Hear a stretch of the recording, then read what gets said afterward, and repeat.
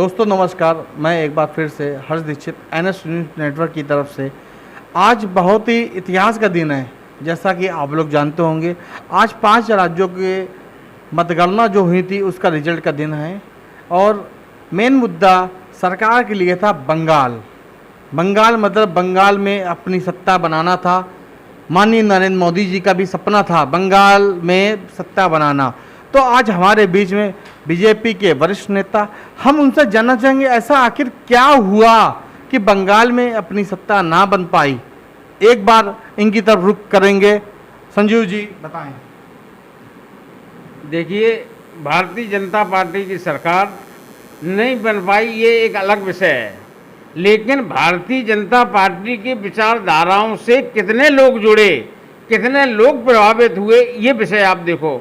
आज हमारी सरकार, आसाम में हमारी सरकार बन रही, पांडुचेरी में हमारी सरकार बन रही, बंगाल में हम कितने परसेंटेज वोटों से आगे हैं, इस चीज़ को आप देखें।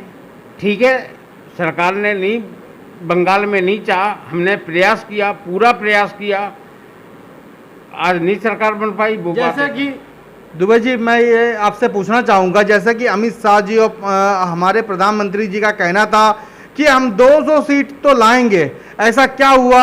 हम 80-85 सीटों के बीच में रह गए। देखिए, एक टारगेट, ये एक टारगेट होता है।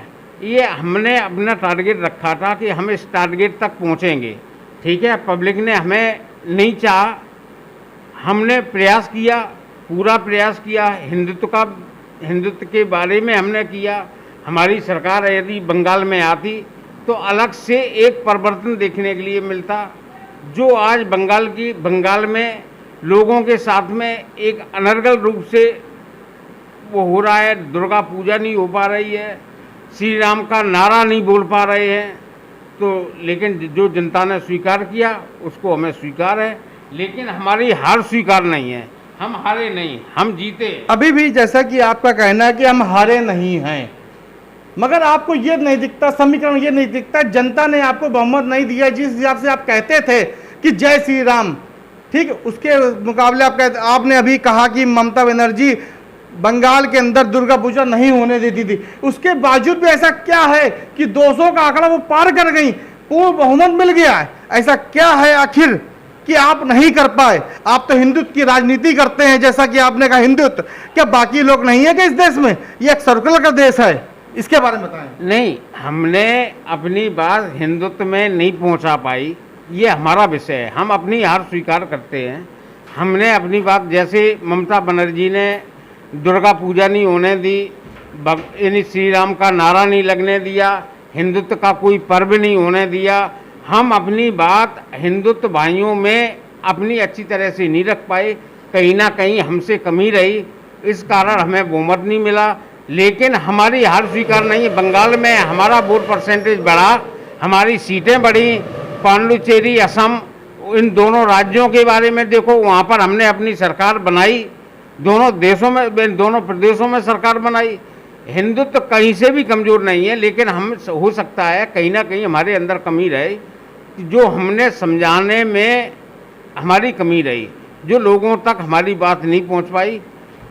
लेकिन हमारी, चलिए ठीक है, जैसा कि आपका कहना है कि हम लोगों को समझा नहीं पाए, कैंपेनिंग नहीं कर पाए, मगर फिलहाल आप लोगों ने काफ़ी ज़्यादा, आपने स्टार प्रचारक भी लगाए, सब कुछ किया, मगर ऐसी कोरोना जैसी भावी महामारी चल रही थी देश में, उसके बाद भी आपने बंगाल में चुनाव कराए या अदर प्रदेशों में चुनाव कराए, उत्तर प्रदेश में प्रधानी चुनाव कराए, मगर उसका नतीजा क्या है?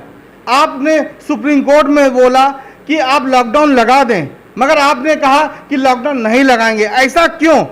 आखिर जनमानस के लिए लॉकडाउन जरूरी था। आज कैसी क्या भावी बीमारी चल रही है, लोग दिन पे दिन मर रहे हैं, मगर उसके लिए आप लोग कुछ सोच ही नहीं रहे। इसके बारे में थोड़ा बताएं आप। देखिए, हमारी सरकार ने पूर्ण रूप से प्रयास किया लॉकडाउन का और कोरोना जैसी महामारियों का पूर्ण रूप से। अगर भारतीय जनता पार्टी की सरकार, उत्तर प्रदेश की अगर हम बात करें, तो माननीय योगी आदित्यनाथ जी ने पूरा प्रयास किया और अन्य प्रदेशों की तुलना में उत्तर प्रदेश में बहुत ही कबड़ रूप में कोरोना जैसी ये स्थानीय मतलब कि क्षेत्रीय नेता हैं भाजपा के, उन्होंने बताया कि हम बंगाल में हारे तो क्यों हारे। उन्होंने आखिर ये एक्सेप्ट किया, माना कि हम वहाँ पे कार्य नहीं कर पाए, हिंदुत्व की राजनीति की थी इस वजह से। नमस्कार दोस्तों।